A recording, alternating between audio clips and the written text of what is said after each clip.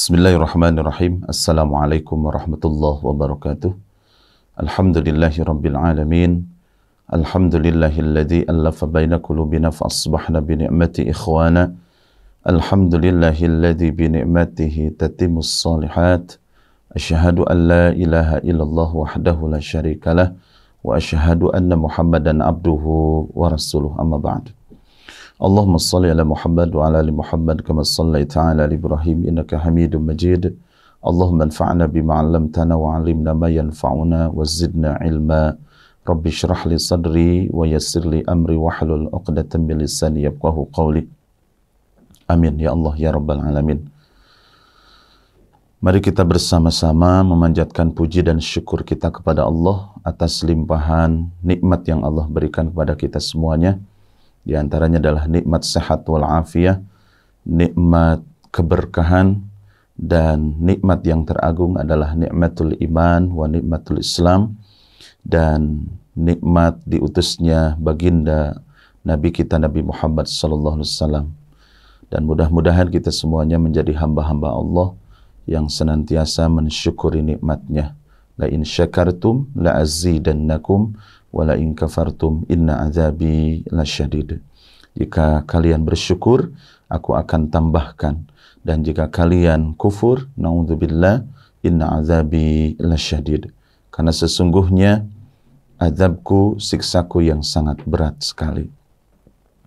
Sahabat HK yang dimuliakan oleh Allah Subhanahu wa taala, bulan Ramadan, bulan yang penuh ampunan, bulan yang penuh keberkahan, dan di mana bulan yang sangat mulia ini yang harus kita betul-betul pergunakan dan dimanfaatkan untuk beribadah, meningkatkan keimanan, ketakwaan kita kepada Allah Subhanahu wa taala. Dan mudah-mudahan sahabat HK yang dimuliakan oleh Allah diberikan kenikmatan untuk menjalani bulan Ramadan ini sebulan. Ada yang menyebutkan sebulan itu 29 ataupun 30. Yang jelas mudah-mudahan kita bisa melaksanakannya dengan maksimal, penuh dengan keimanan dan ketakwaan supaya kita mendapatkan ampunan dari Allah Subhanahu wa taala. Sahabat HK yang dimuliakan oleh Allah Subhanahu wa taala, yang ingin saya sampaikan dalam kesempatan ini judulnya bagaimana membangun generasi robbani. Yang perlu kita ketahui, apa itu maknanya robbani? Atau apa yang dimaksud dengan robbani? Kita bisa lihat di dalam Al-Quranul Karim, di dalam surah Ali Imran misalkan, di ayat 79. Di sini Allah berfirman, A'udzubillahi minasyaitonir rajim, "Ma kana li basyarin ay yu'tiyahullahu al-kitaba wal hukma wan nubuwata thumma yakula lin-nasi kunu ibadan li min dunillahi walakin kunu rabbaniyina bima kuntum tu'allimuna al-kitab wa bima kuntum tadrusun." Kita lihat di dalam artinya ataupun terjemahnya, tidak pantas, tidak mungkin bagi seseorang yang telah diberi Alkitab, yang telah diberikan hikmah, yang telah diberikan kenabian, thumma yakula linnas, kemudian dia mengatakan kepada manusia, kunu ibadan li, sembahlah aku oleh kalian, min dunillah walakin kunu rabbaniyina bima kuntum tu'allimuna alkitab. Akan tetapi jadilah kalian menjadi rabbaniyin, hamba-hamba rabbani. Di dalam tafsir ada beberapa mufassir, misalkan Ibnu Abbas dan yang lainnya menafsirkan yang dimaksud dengan Rabbani di sini adalah orang-orang alim, orang-orang yang santun, ya, orang alim dan santun. Kalau menurut Imam Hasan, ya, yang dimaksud dengan Rabbani di sini adalah orang-orang yang ahli takwa dan ahli kebaikan, ataupun ahli ibadah dan ahli takwa. Ataupun di tafsir yang lain, yang dimaksud dengan Rabbani itu adalah orang-orang yang dekat dengan Allah Subhanahu wa taala, orang yang ahli di dalam masalah perekonomian, orang yang ahli ataupun melek dalam masalah bab siasah, masalah perpolitikan, ya, dan hamba Allah yang senantiasa menghiasi kehidupannya dengan akhlak yang baik. Ataupun tafsir-tafsir yang lain, ya, mungkin itu yang bisa sampaikan terkait tentang penafsiran Rabbani. Ya. Maka sahabat Taka yang dimuliakan oleh Allah Subhanahu wa taala, bagaimana untuk membangun generasi Rabbani ini? Maka yang perlu kita garis bawahi, kunu rabbaniyina bima kuntum tu'allimunal kitab. Poin yang pertama adalah kalian harus tu'allimunal kitab, mengajarkan Alkitab, yaitu Al-Qur'anul Karim. Baik membacanya ataupun mempelajari dari makna-maknanya, ya, tadabbur, tambah lagi menghafal, tambah lagi mengamalkan dalam kehidupan sehari-hari. Sahabat Haka yang dimuliakan oleh Allah Subhanahu wa taala, ya, perlu kita pahami apa yang dimaksud ataupun apa makna kunu rabbaniyin atau apa rabbaniyin itu. Ya, di dalam tafsir-tafsir ataupun para mufassir menjelaskan, di antaranya adalah Imam Ibnu Abbas, seorang sahabat Nabi yang mulia sekaligus masih saudaranya, ya, anak paman baginda Rasulullah sallallahu alaihi wasallam, namanya Abdullah Ibnu Abbas. Beliau menafsirkan yang dimaksud dengan Rabbaniyin itu adalah orang alim dan santun, ataupun orang alim yang memiliki akhlak yang baik. Ya, dan menurut Imam Al-Hasan mengatakan yang dimaksud dengan Rabbaniyin itu adalah ahli ibadah, ahli takwa.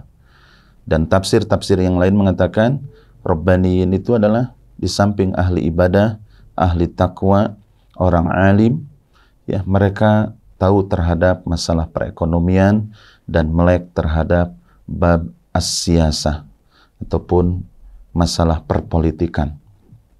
Ya. Sahabat Haka yang dimuliakan oleh Allah Subhanahu wa taala, dan bagaimana untuk membangun hamba Rabbani ini?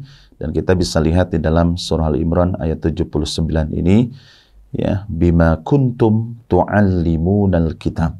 Di antaranya adalah harus mengajarkan Alkitab, mengajarkan Al-Qur'anul Karim, baik dari segi bacaan ataupun hafalan, dan yang lebih penting lagi adalah bagaimana mengamalkan Al-Qur'anul Karim tersebut. Ya, karena segala urusan baik masalah dunia ataupun akhirat harus dengan Quran.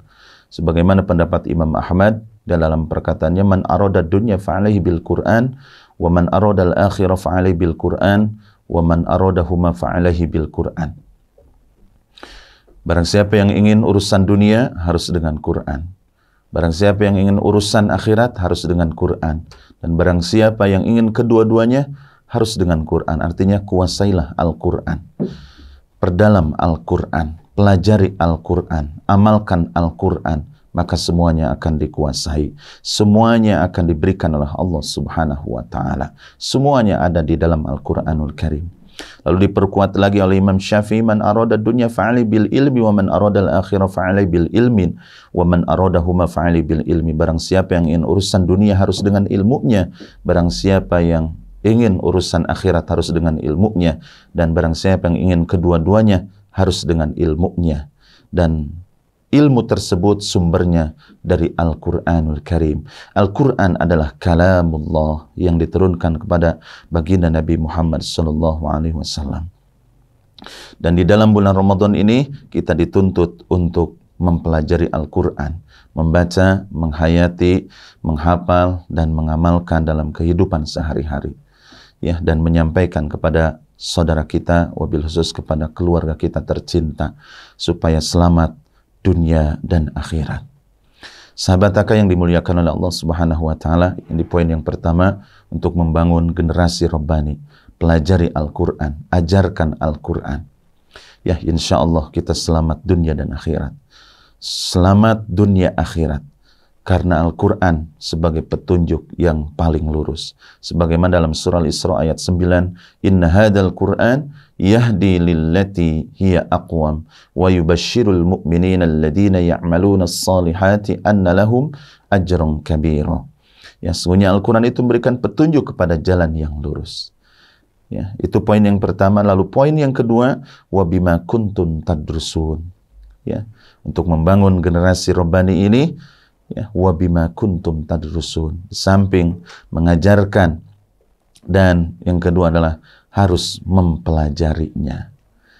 Ya, dan para pencari ilmu dituntut untuk mempelajari ilmu ini. Al-Quran, hadis baginda Rasulullah Sallallahu Alaihi Wasallam. Ya, insya Allah kita akan menjadi hamba-hamba Rabbani kalau mempelajari Al-Quranul Karim dan terus-menerus belajar dan belajar sampai badal haya. Ya, sampai tiba ajal kita. Ya, karena tidak ada batasnya untuk mempelajari ilmu ini.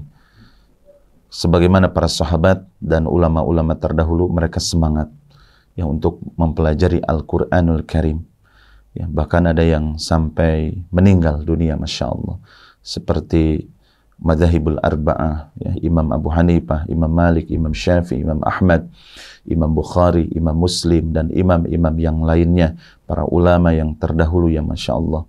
Ya, ulama mutaakhirin, ulama mutaqaddimin, ya, mereka semangat untuk mempelajari Al-Quranul Karim, mempelajari hadis baginda Rasulullah Sallallahu Alaihi Wasallam.